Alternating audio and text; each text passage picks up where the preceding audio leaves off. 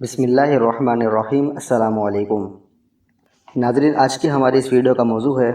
حضرت موسیٰ علیہ السلام کا وہ پتھر جس کے ذریعے آپ علیہ السلام کے دو عظیم معجزات کا ظہور ہوا۔ مزید جانیں گے کہ من و سلوہ کیا ہے اور کھانے کی خراب ہونے کی ابتدا کب سے ہوئی۔ ویڈیو کی تفصیل میں جانے سے پہلے آپ سے گزارش ہے کہ ہمارے چینل کو سبسکرائب کریں اور بیل آئیکن پر ضرور کلک کریں۔ ناظرین، یہ پتھر ایک ہاتھ لمبا، ایک ہاتھ چوڑا، چوکور شیپ کا تھا، جو ہمیشہ حضرت موسیٰ علیہ السلام کے جھولے میں رہتا تھا۔ اس پتھر کا پہلا عجیب کارنامہ جو در حقیقت حضرت موسیٰ علیہ السلام کا معجزہ تھا، وہ اس پتھر کی دانشمندانہ لمبی دوڑ ہے، اور یہی معجزہ اس پتھر کے ملنے کی تاریخ ہے۔ اس کا تفصیلی واقعہ یہ ہے کہ بنی اسرائیل کا یہ عام دستور تھا کہ وہ بالکل برہنہ بدن ہو کر مجمع عام میں غسل کیا کرتے تھے، مگر حضرت موسیٰ علیہ السلام جو کہ اسی قوم کے ایک فرد تھے اور اسی ماحول میں پلے بڑے تھے، لیکن اللہ تعالیٰ نے ان کو نبوت اور رسالت کی عظمت سے سرفراز فرمایا تھا، اس لیے آپ کی عصمت نبوت بھلا اس حیا سوز بے غیرتی کو کب گوارا کر سکتی تھی۔ آپ بنی اسرائیل کی اس بے حیائی پر سخت نالاں اور انتہائی بیزار تھے، اس لیے آپ ہمیشہ یا تو تنہائی میں یا تہبند پیر کر غسل فرمایا کرتے تھے۔ بنی اسرائیل نے جب یہ دیکھا کہ آپ کبھی برہنہ ہو کر غسل نہیں فرماتے تو ظالموں نے آپ پر بہتان لگا دیا کہ آپ کے بدن کے اندرونی حصے میں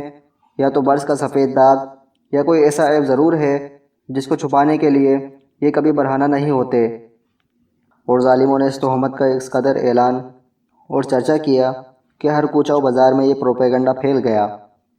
اس تہمت کا حضرت موسیٰ علیہ السلام کے قلب نازک پر بڑا صدمہ گزرا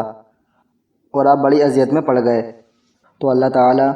اپنے کلیم کے رنج و غم کو بھلا کب گوارا فرماتا، اور اپنے ایک برگزیدہ رسول پر ایک عیب کی تہمت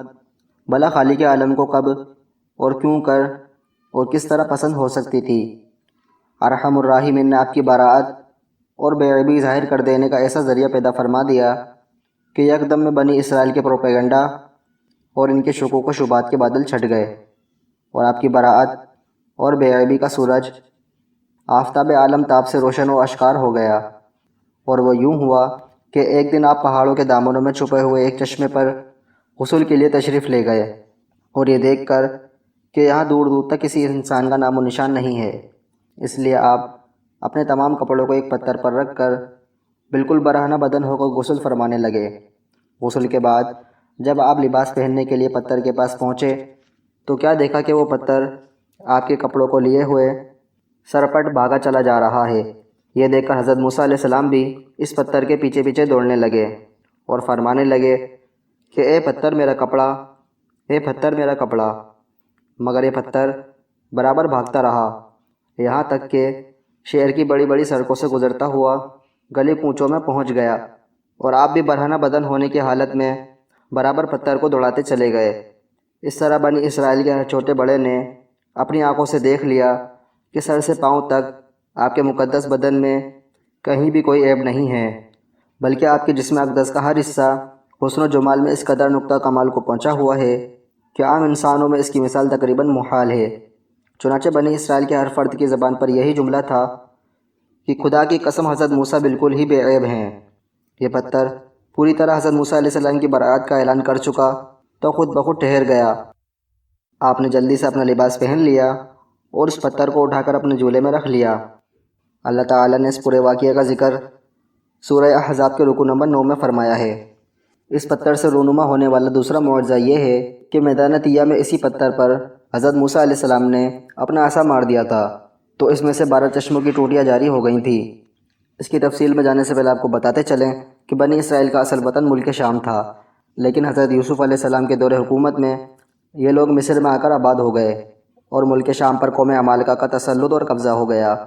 جو بدترین قسم کے کفار تھے۔ جب فرعون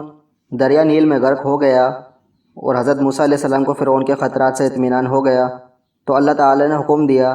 کہ قوم عمالقہ سے جہاد کر کے ملک شام کو ان کے قبضہ و تسلط سے آزاد کرائیں۔ چنانچہ آپ 6 لاکھ بنی اسرائیل کی فوج لے کر جہاد کے لیے روانہ ہو گئے، مگر ملک شام کی حدود میں پہنچ کر بنی اسرائیل پر قوم عمالقہ کا ایسا خوف سوار ہو گیا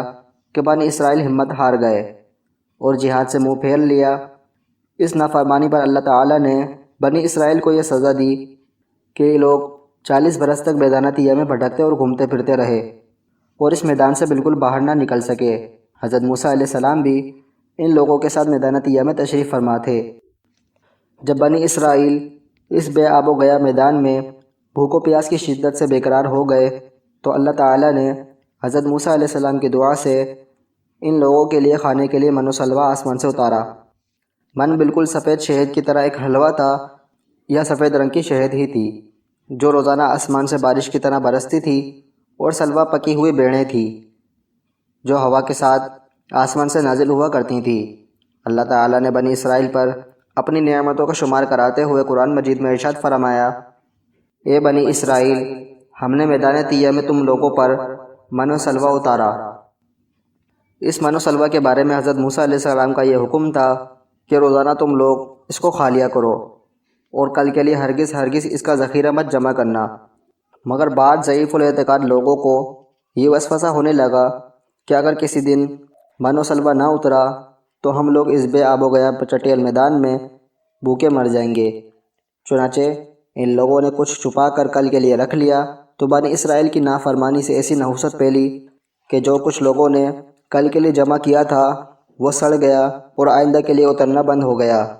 اس لیے نبی اکرم صلی اللہ علیہ وسلم نے ارشاد فرمایا کہ بنی اسرائیل نہ چھپاتے تو نہ کھانا کبھی خراب ہوتا اور نہ گوشت سڑتا۔ کھانے کا خراب ہونا اور گوشت کا سڑنا اسی تاریخ سے شروع ہوا، ورنہ اس سے پہلے نہ کھانا بگڑتا تھا نہ گوشت سڑتا تھا۔ ناظرین، کھانے کے بعد جب یہ لوگ پیاس سے بےتاب ہونے لگے اور پانی مانگنے لگے تو حضرت موسیٰ علیہ السلام نے پتھر پر اپنا عصا مار دیا تو اس پتھر میں سے 12 چشموں کی ٹوٹیاں پھوٹ پڑی اور بنی اسرائیل کے 12 خاندان اپنی ایک ٹوٹی سے پانی لے کر خود بھی پینے لگے اور اپنے جانوروں کو بھی پلانے لگے، اور پورے 40 برس تک یہ سلسلہ جاری رہا۔ یہ حضرت موسیٰ علیہ السلام کا معجزہ تھا جو عصا اور پتھر کے ذریعے ظہور میں آیا۔ اللہ تعالیٰ نے قرآن مجید میں اس پورے واقعے کا ذکر سورہ بقرہ کے رکوع نمبر 7 میں کیا ہے۔ مزید اس طرح کی ویڈیو حاصل کرنے کے لیے ہمارے چینل کو سبسکرائب کریں اور بیل آئیکن پر ضرور کلک کریں۔ اللہ حافظ۔